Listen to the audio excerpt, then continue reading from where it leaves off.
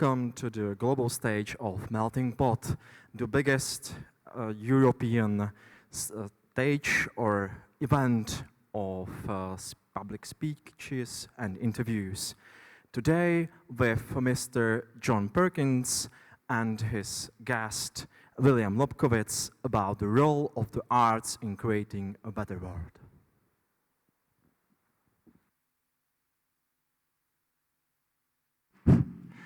Good morning. Good morning.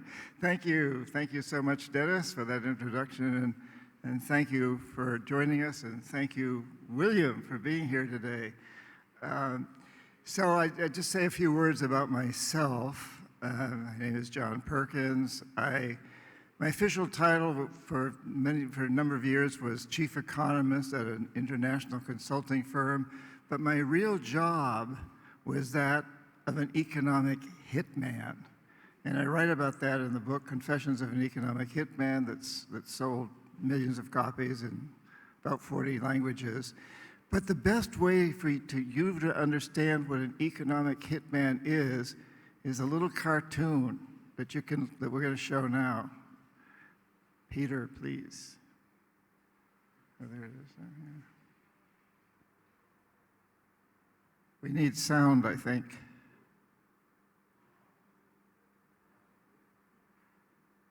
Well, the graphics are nice. But... William, would you like to sing? You don't want to hear me sing. Are we able to get sound?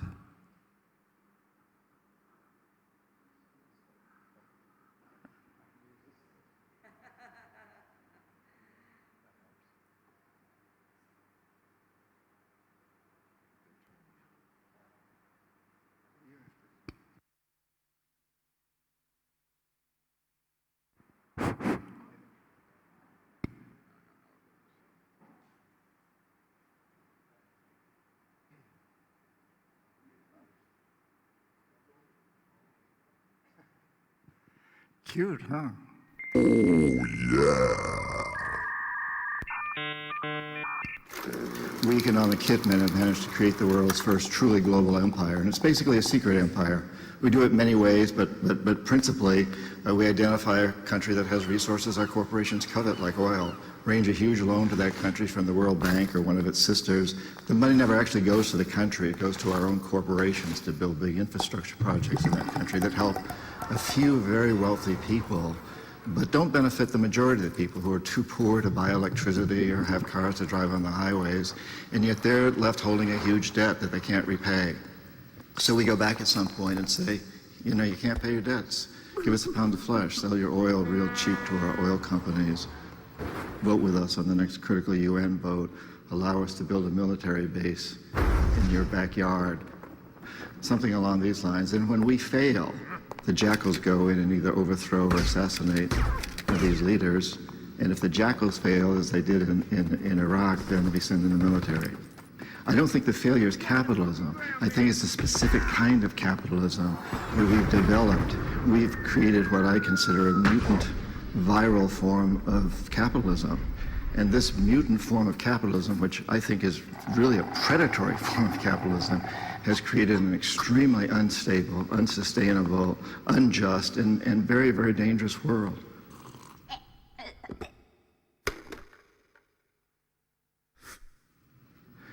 I've met a lot of terrorists. I've interviewed them for books. I've never met one who wanted to be a terrorist. They're desperate people. If we want to get rid of terrorism, we must get rid of the root causes, that cancer that is destroying our whole system. Because I think it's really important that we understand today, we cannot have homeland security unless we understand that the whole planet is our homeland.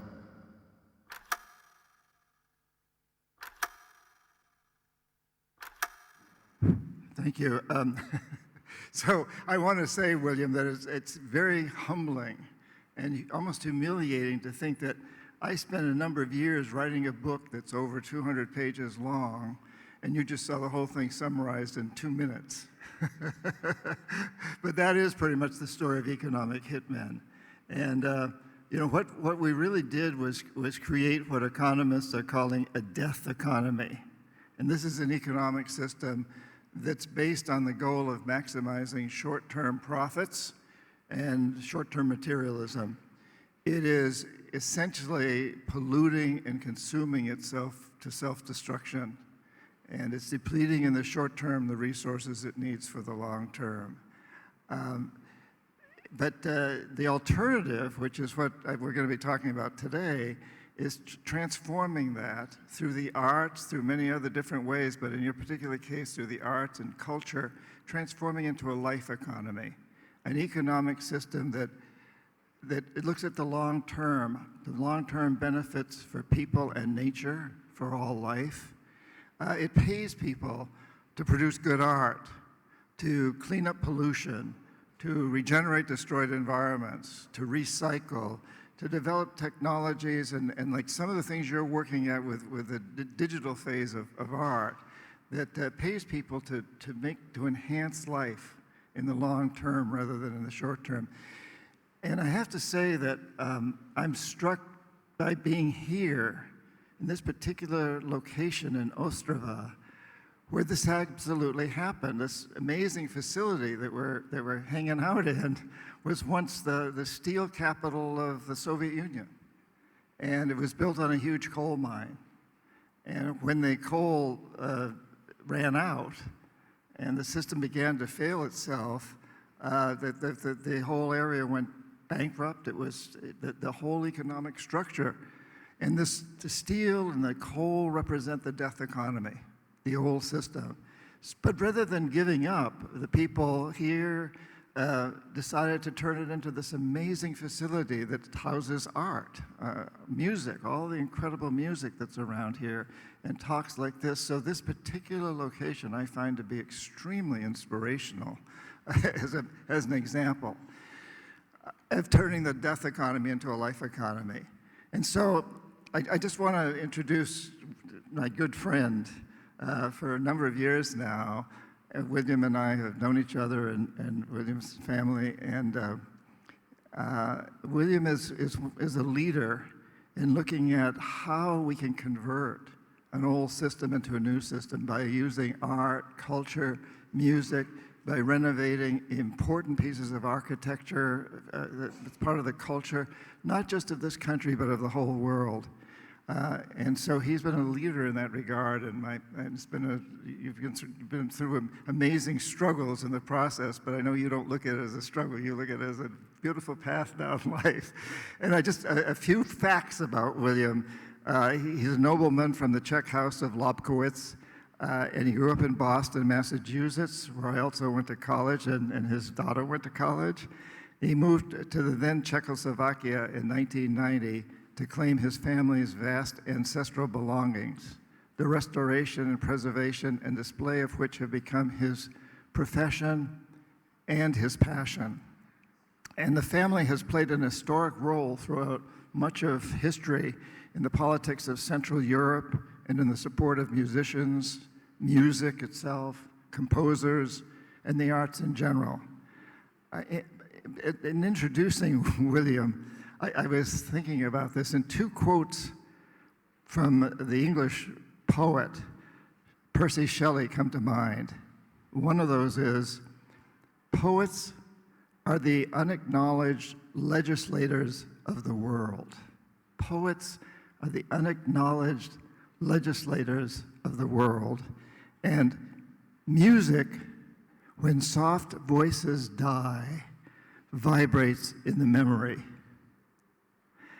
But perhaps the more suitable for these times and for what's going on here, in these times when we so badly need music and the arts, is a quote from the 19th century Czech composer Dvořák, whose music formed a bridge between Czech and American traditions. Amazing, and I think William's going to talk a bit about that, and who was born in a house that's now being renovated into a museum by the Lobkowicz family. And Dvořák said, and this is the quote, "The music of the people is like a rare and lovely flower growing amidst encroaching weeds." I love that. The music of the people is like a rare and lovely flower growing amidst encroaching weeds.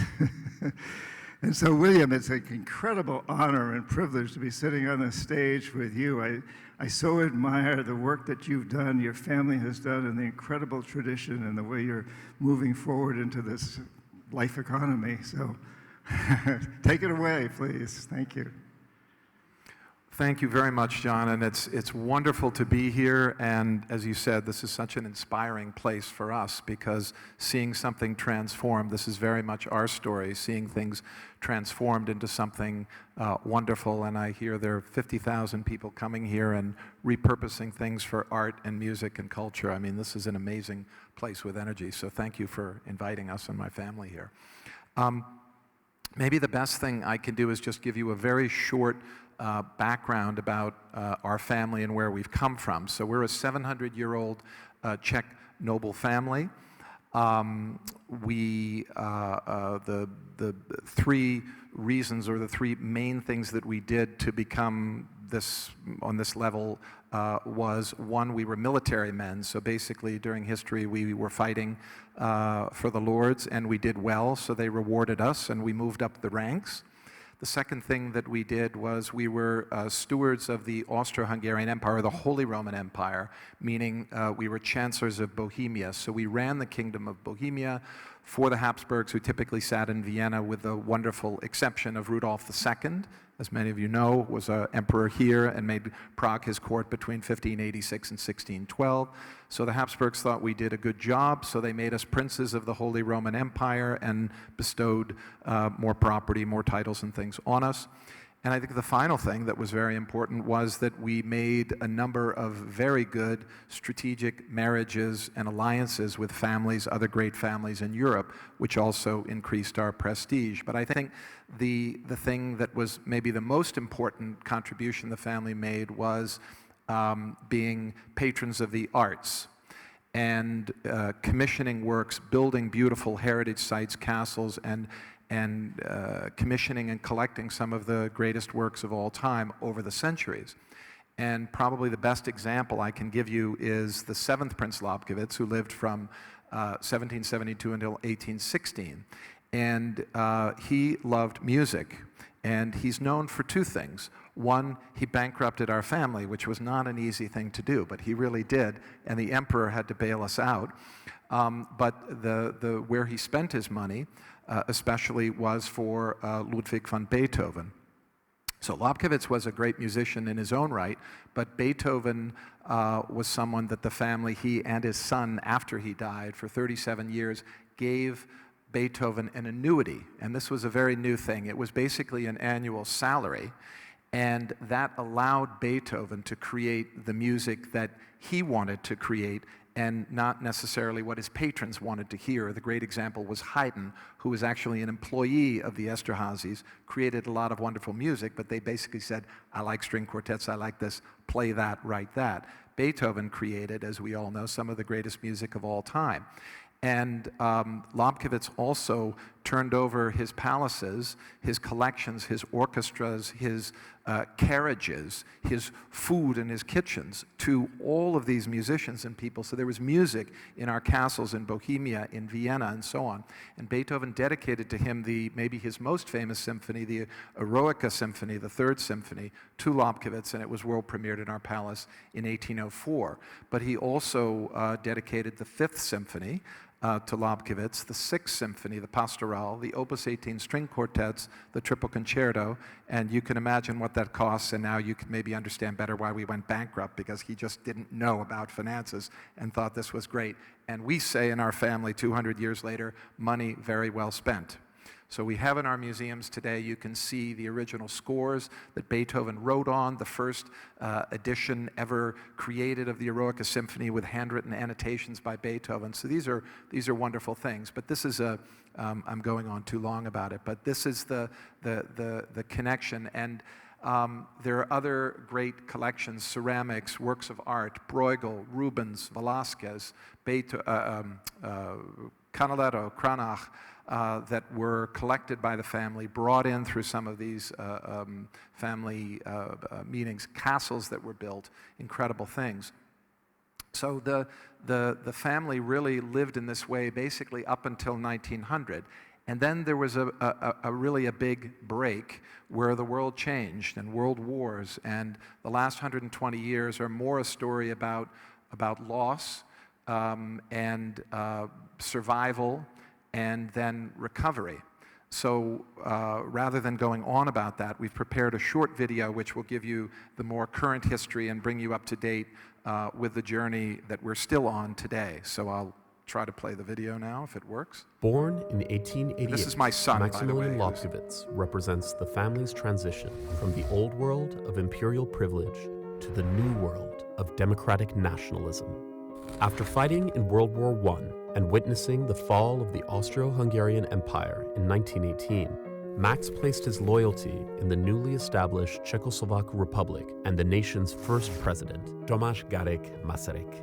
Despite the government's decision to abolish hereditary titles and redistribute land, Max remained a true Czech patriot and promoter of democratic ideals. Like many of his ancestors, he made a 3-decade career in diplomatic service to his new nation. Max was an outspoken critic of Adolf Hitler. When the Nazis marched into Prague on March 15, 1939, Max managed to escape on the last train before the Nazis occupied the city. All of his family's properties and vast collections were seized, and the family's ducal residence was annexed as an SS training camp.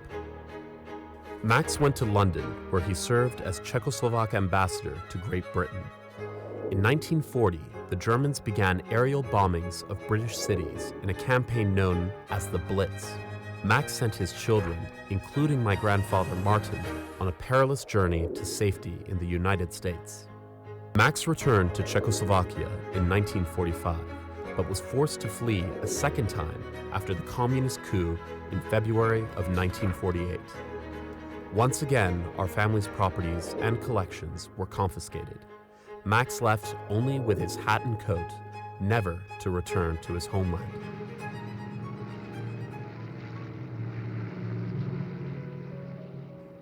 The seismic events of the Velvet Revolution in 1989 prompted our family's return to Czechoslovakia. Inspired by the leadership and vision of President Václav Havel, my father, William Sr., came to Prague in search of our lost heritage. In 1990, the passage of 3 restitution laws enabled him and my mother Alexandra, along with my grandparents, to undertake the enormous task of restituting and restoring our family's properties and collections.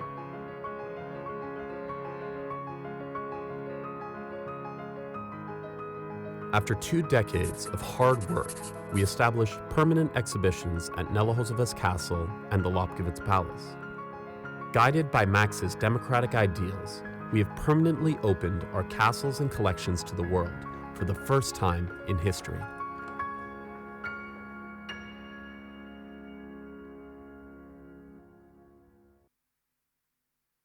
So that's up to the present.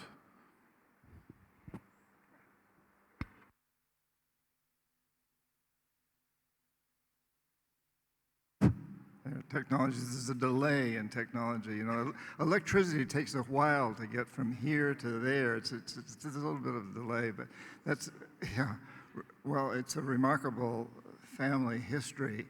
And can you talk a little bit more about what's going on right now, please? Yes.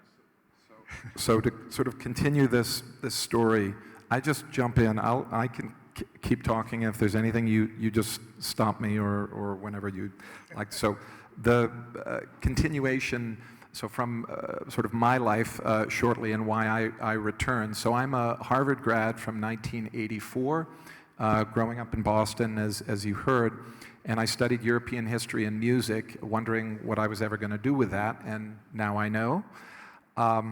5 years of being a real estate broker in Boston and trying to earn my way on 100% commission, and so you had to really live and living at home for a while.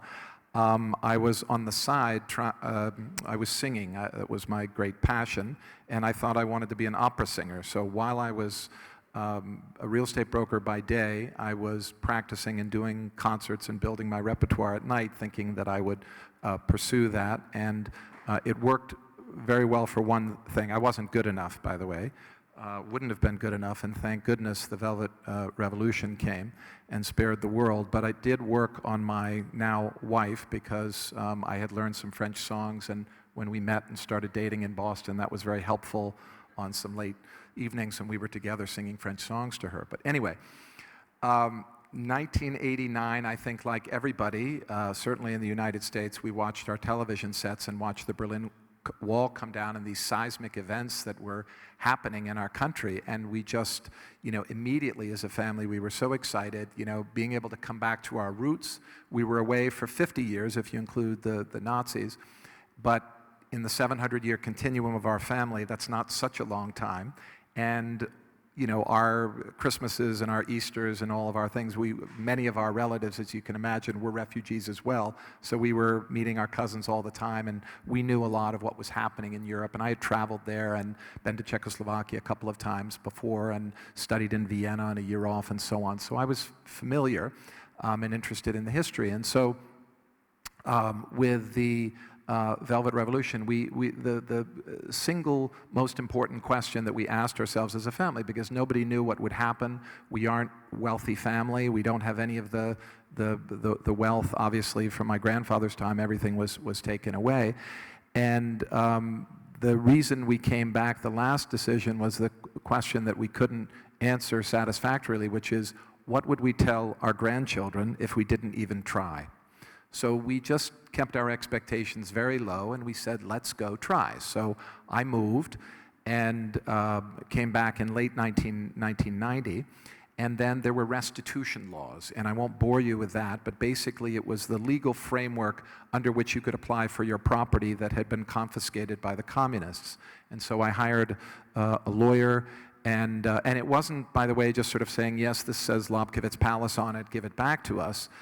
We didn't have any papers, and you had to prove your ownership. And so the first years were going to archives and different places around, ministries and Ministry of Culture and, churches and families that had worked for us brought boxes of papers and say, you might need these. I mean, it was amazing. And we basically pieced together a very large family ownership in 10 different districts in the country. So that took us years. So that was the first part. The second part was actually physically identifying all the things. And there were, 10 castles, tens of thousands of movable objects, 65,000 books, millions of archival documents spread in over 100 locations around the country. So it's no wonder that, I did. As you saw my son at the end, he has hair. You see, I don't. And that's why we ran around looking for all of these things for many, many years. Once we identified them and found them, we had to then organize transport, and we needed a place to store them. And you might not think about that, but we didn't have any of the castles back or big spaces where we could store tens of thousands of objects. And so I took broken down brick buildings, bricked up the windows, and put padlocks on the doors, and at night would bring things in and hide them there for at least a couple of years until we had places to put them.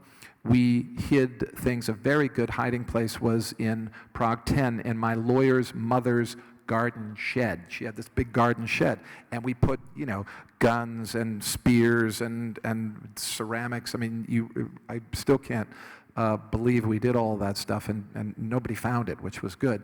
And then eventually the things started to come back. But this was the process of restitution.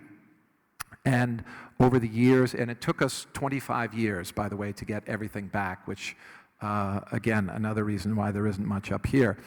And what we got back, though, it may sound like a dream, but it's actually a bad dream in the sense of the things, for the most part. There were a few exceptions, but for the most part, things were in terrible shape because no one had been taking care of them, especially the buildings, but the objects as well. And so the restoration is still ongoing, will probably take decades more, but for 3 decades, we've basically been systematically trying to get the things back that were brutalized and ruined, fix them, and then make them available for the public. And that's the main goal, is to get these things out on permanent public display. And that was another decision, by the way, that we had made as a family early on. If we were lucky enough to get them back, we were going to open these things up for the world and make them available, castles and collections, for the first time in history. So again, to save your time, I have another short video to show you what some of the damage was, but also some of the successes that have been going on, and we continue to do this. So if I may press the button again. This is Beethoven's Eroica Symphony, by the way. We like Eroica. Is it loud enough to hear?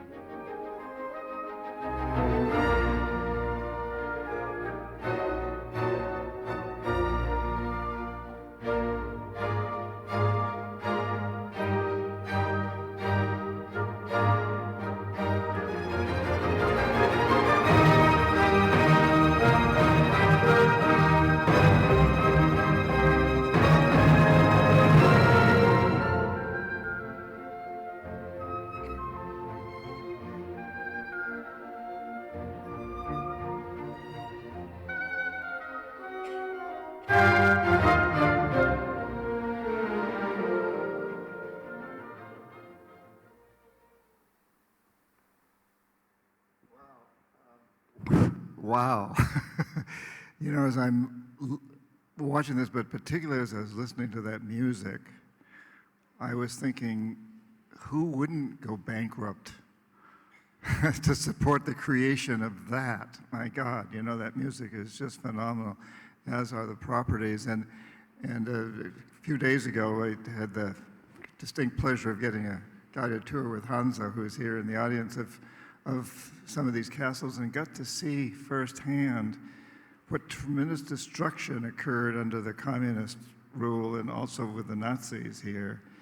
And I'm struck by how easy it would be to walk into that, see that terrible destruction, just throw up your hands and say, I'm going back to Boston. I'm going to sell real estate in the Boston area.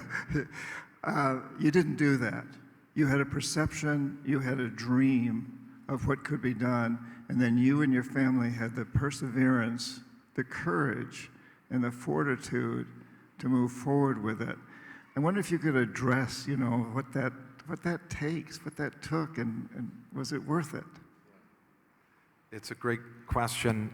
I think the first thing is we set our expectations very low. No one knew when they came back here, no one from abroad or even here, what did this mean? What were these new restitution laws going to be? I can only speak for our family, but we made that decision very early on. My parents were amazing. My father cashed in his pension at 63 years old, said, hey, let's try to go back. He left when he was 12 when the Nazis came. And he supported it. My mother went to work to support the family household while my father was sending money over. My wife, who's in the front row, I have to give her credit because not only does she care for all of the collections and oversaw all of these museums and exhibitions with a staff now of 9 people who care for all of these things, which, by the way, are 5 castles, 5, let's say, heritage sites that are open for the public. Lobkowicz Palace, Nahlédneme Castle just outside of Prague. 50 meters away from the castle is the Antonína Dvořáka birth house, which I'll come to a little bit later. Rodiny Castle, the ducal residence of our family, just up the road from Nahlédneme. And then in the far north, near Ústí nad Labem, is Střechov, which was built in 1316, and where Wagner wrote Tannhäuser, actually. So these are the heritage sites that all now are open to the public permanently.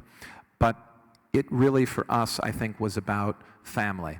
So with the support of the parents and their active involvement, and my mother started a foundation in 1993. So there were sort of 3 things we did to bring these things to life of how do you pay for all of this and these things that are done. So the first thing we did was set up foundations, one in the US to raise money, which my mother did in 1993, called the Friends of the Lobkowicz Collections.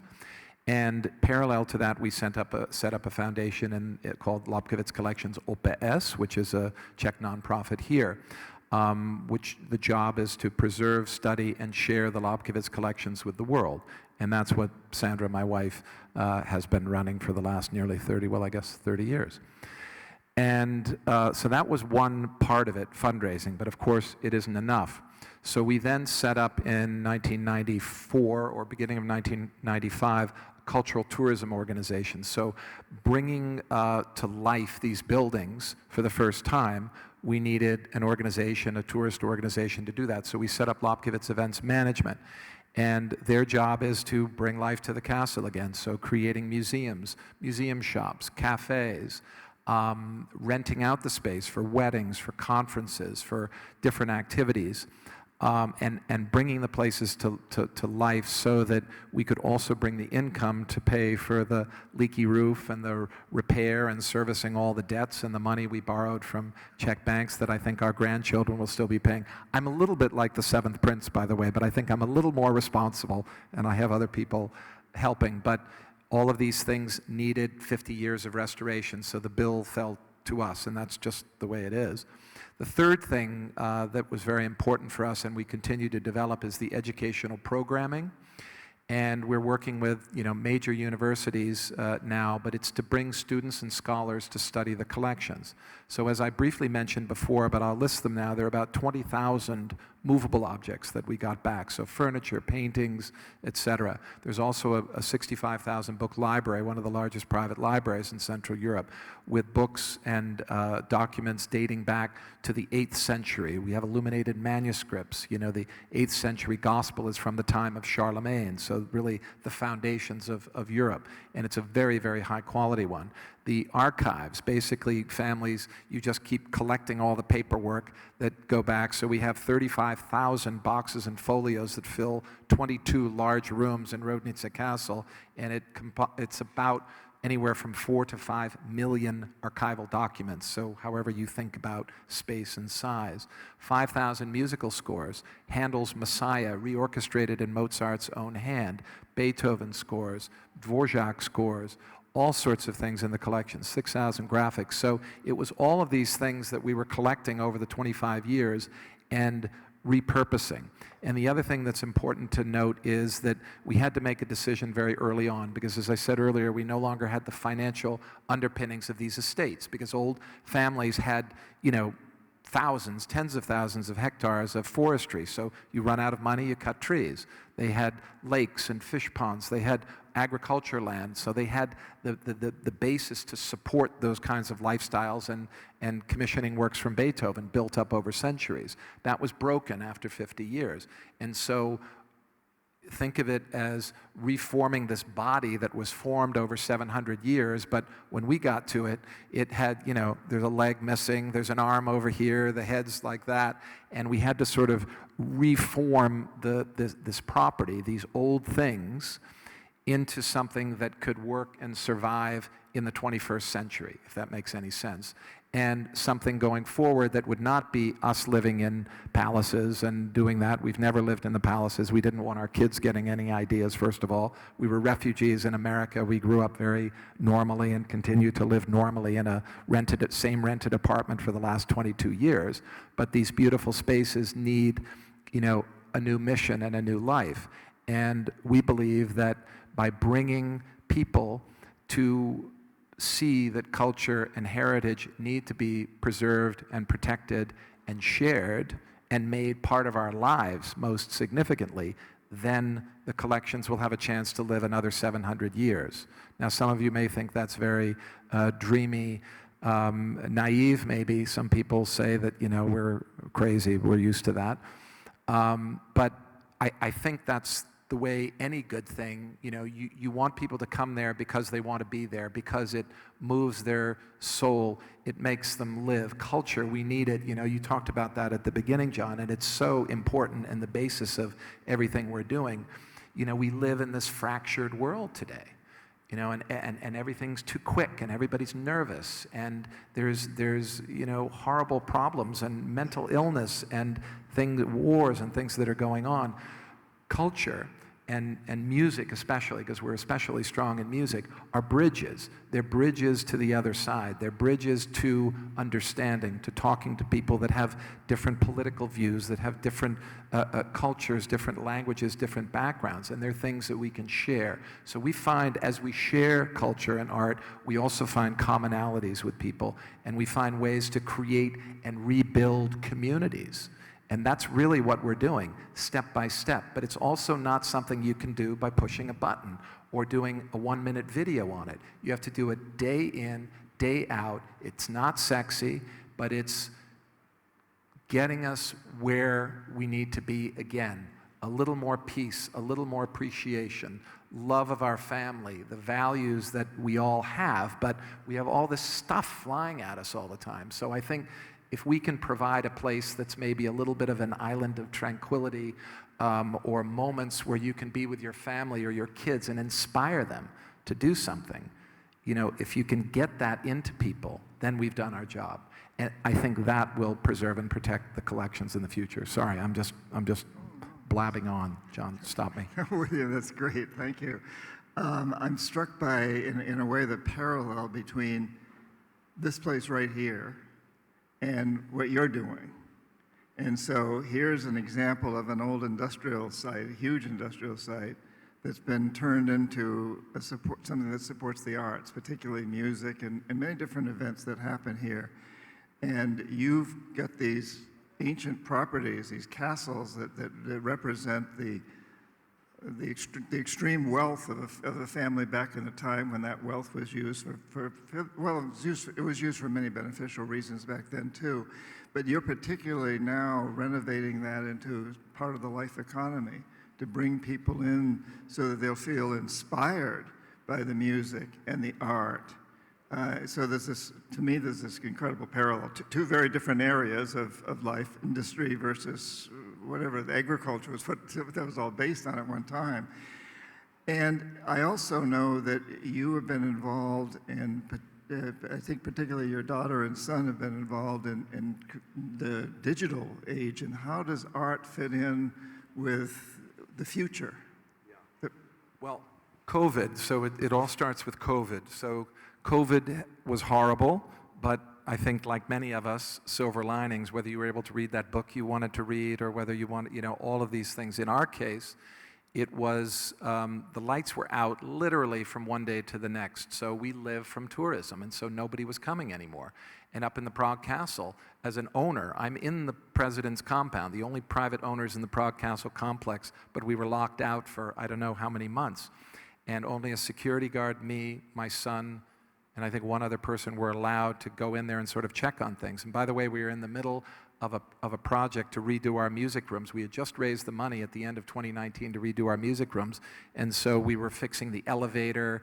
We had all this equipment that was in the courtyard, and it was just sort of lying there. So over the months, but the first thing about technology, staying on this, is we wanted to communicate with our audiences, and the first thing we wanted to do was to give back and relax people. So my wife and my daughter, who are here in the front row, had this idea at dinner, and they started writing down a text, because it all started with our two yoga teachers who had no work anymore. And they said, well, why don't we create something called Yogart? And they wrote script, and basically the yoga teachers came and we filmed in Nelohozovec and in the Lobkowicz Palace in the freezing cold, by the way, in the winter, how art connects to yoga and mindfulness.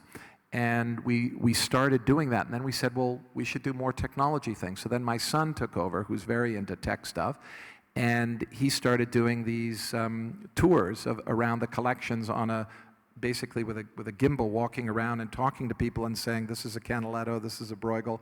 And then corporations were contacting us to do team building things and leadership things, and all of a sudden we were doing everything online, and so we started to develop this. And then NFTs, non-fungible tokens, and all of this world, and blockchain was growing, and my son was very interested in that, and so we did a conference, and I'm using the royal we, but it was really him and my daughter leading this, and we just said yes.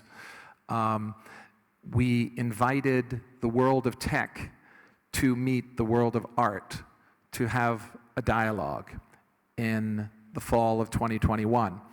And we came up with an exhibition where we had artists create different kinds of tech art.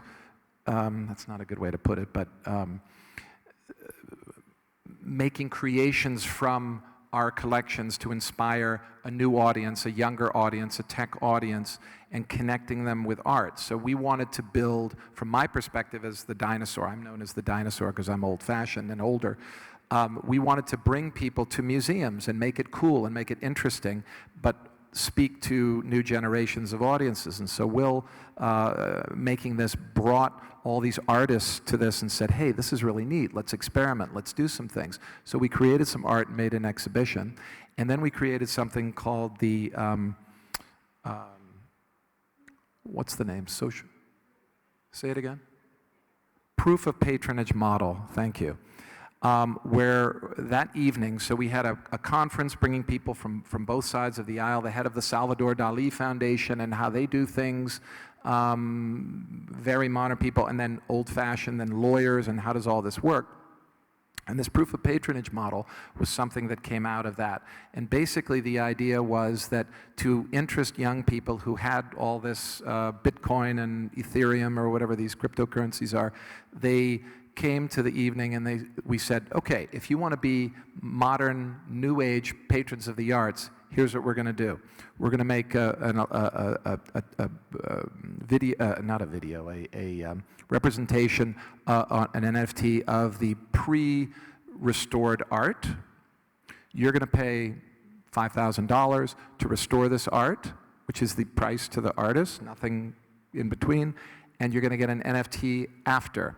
And so they have these things on their phones and put in the metaverse or their galleries, or again, you see, I don't even know the right words, but you know what I'm talking about. And they have that, and they've become modern-day patrons of the arts.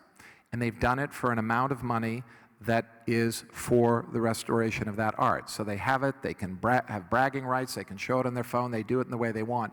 And the real world, they can come and bring their friends, bring their mother, bring their spouses to see that original work of art, and they become members.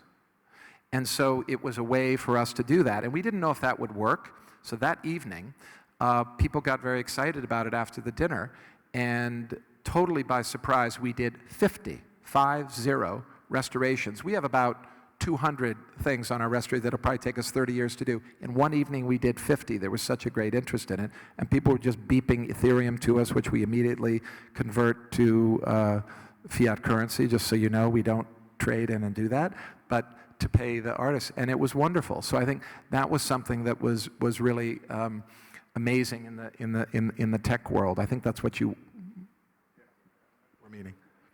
So new ideas, new ways, 21st century ways to connect.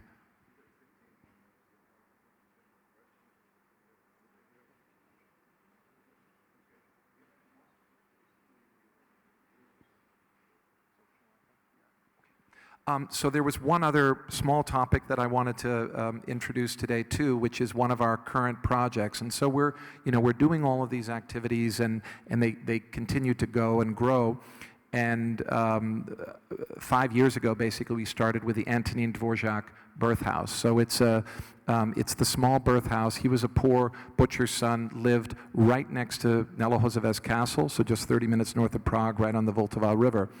And it's a beautiful little village, and we're going to make it into a international musical heritage site. I think Dvořák is one of the last great composers that deserves his place in the sun, and so it will open. It's already under construction. We've been raising, the whole project is $7 million, so it was not easy, and we're almost there. And doing it under COVID too, it showed a huge interest not only in this country but internationally and abroad and from the European Union, so it really had broad international appeal. And it's going to be a place that will be a place of inspiration, because Dvořák is this wonderful, humble, Czech of all Czechs soul that was inspired. I mean, the question that we ask for everybody who will come there is not another museum, it's a place of inspiration. So how does a poor butcher's son become what he became? He listened to the steamboats that went up and down the river. He listened to the trains. He was obsessed with trains, incorporating all these things into his music. And he said later, by the way, if he hadn't become a musician conductor, he would have been a train conductor. He was that obsessed with trains. He listened to the church bells right across the street from his house, incorporating that. Bird songs, the environment, everywhere that he lived, he just was around him all of these things, and that's the core of his music. Then he goes on to become famous in this country, but he transcends much more than that. He goes to America between 1892 and 1895. He's invited by a woman named Jeanette Thurber, who started the American Conservatory of Music, and paid him a huge amount of money to come there and be the first director. And his mission was to show Americans how to find their own national native music, their own soul. Because up until that point, they were just listening to German, and nothing against Liszt and Brahms, but there was no American music.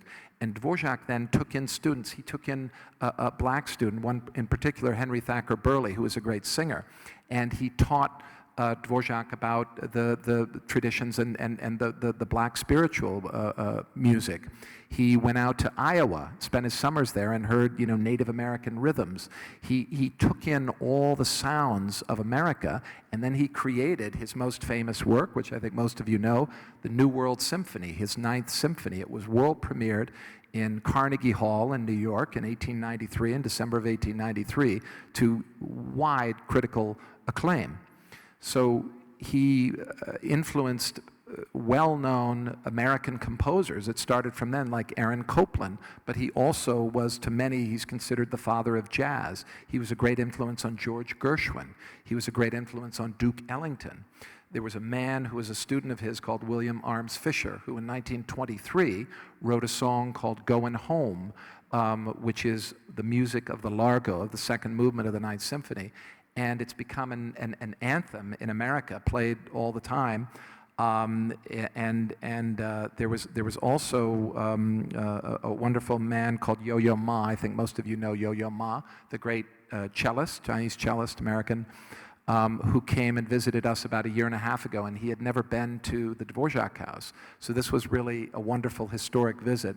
And we did a master class for him out there. He wanted to have students, and we had all these great young budding Czech musicians there, and they were, you know, falling off their chairs that Yo-Yo Ma was with them, and it was an amazing day. But Yo-Yo said a couple of very important things. As I mentioned before, this word fractured. He talked about the fractured world. He talked about how the great contribution of Dvořák was, he said to his students in America, don't compose like me. Listen to everything that is around you. Listen to your surroundings and find your inspiration there.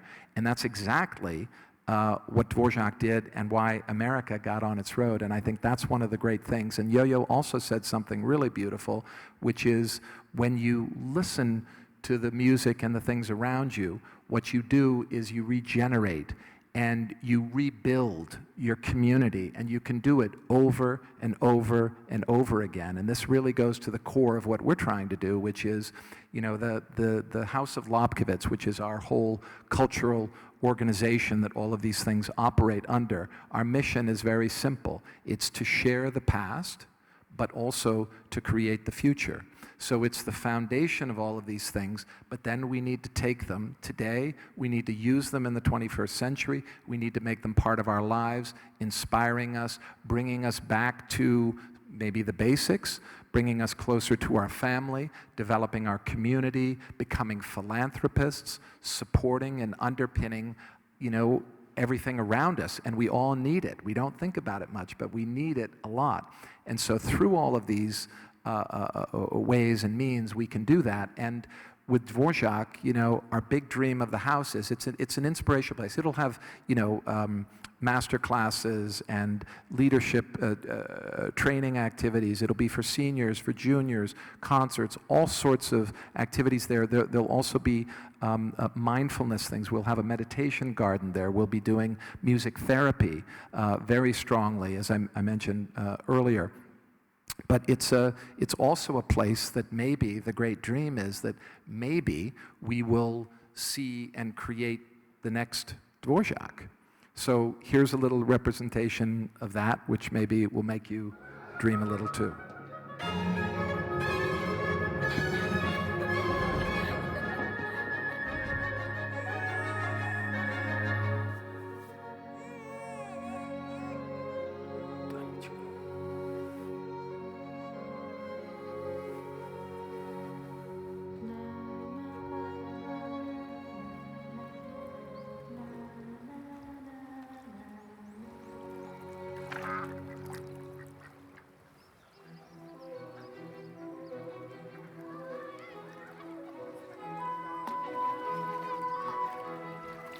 By the way, this is all filmed in Nahlédneme, right there at his house and on the river.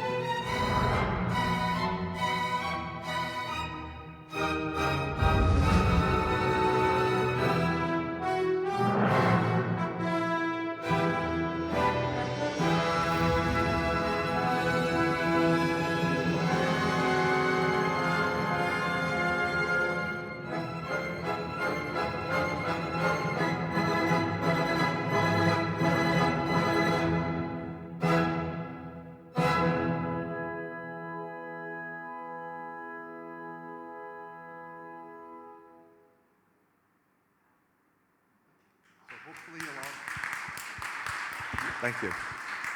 Hopefully you'll all come to see the Dvořák House next spring. And there's just one more, if I can, because I see a friend here, Ondřej Soška. We are so honored. 2 weeks ago, Ondřej is leading the Czech Pavilion at the World Expo in Osaka in 2025 from April until October. And we are absolutely honored to be representing Dvořák at the Czech Pavilion. So we're going to come up with some wonderful ways to spread the word about Dvořák and music and the Czech Republic and all the wonderful things that are here. So we're so thrilled, and you all should go. I think there are going to be 30 million people coming or some incredible number, but it'll be quite a show. So commercial's over.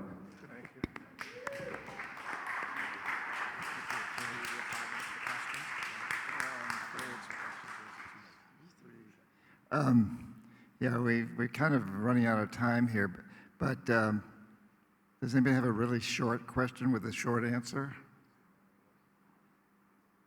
Yeah. That's okay.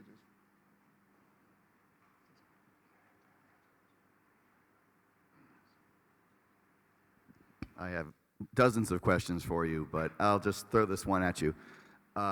Even though knowing it would mean disappearing into a free port, even though it means disappearing into some Saudi house somewhere, how did you resist, or how do you continue to resist the temptation to just sell one thing and cover all the bills and be done with all of this other fundraising? How do you pay for everything? Well, we don't want to do that, and we never want to do it, but I get the question. All of our collections from the very get-go, and we knew this, were declared national monuments. So basically you need an act of parliament for anything to leave the country. We have, having said that, we have had great cooperation with all of the cultural institutions and state institutions, and they've allowed us to lend things all over the world. Our Bruegel we lent to the Kunsthistorisches Museum. We lent our Beethoven Fifth Symphony to the Kunsthistorisches as well. We lent our Canaletto to Queen Elizabeth for her 60th Jubilee in England. So we do a lot of lending. We don't ever want to sell anything. And so what we're doing is trying to do the for-profit and the non-profit work to balance the balance sheet. We're not in this to make millions. We've never taken, look, for example, in the nonprofit, everybody is working, other than the professional staff, free of charge for 30 years and always will do that. So we hope that tourism will buoy us. We hope people will continue to support the foundations and the work that we're doing. But that's the short answer. And I'd like to add to that it seems to me that even though you can't sell the art, you're using NFT and other modern technologies and digital to get that out, to get the art out there, and also make some income from it. So I think this is a really great example of innovation in the arts. And so, William, this has been fantastic. The time flies here, doesn't it? But thank you so much, and thank you all for being here, and really appreciate your talk and what you're doing in the Czech Republic and the world. The example you're showing and your whole family is showing is marvelous, magical. We love doing it.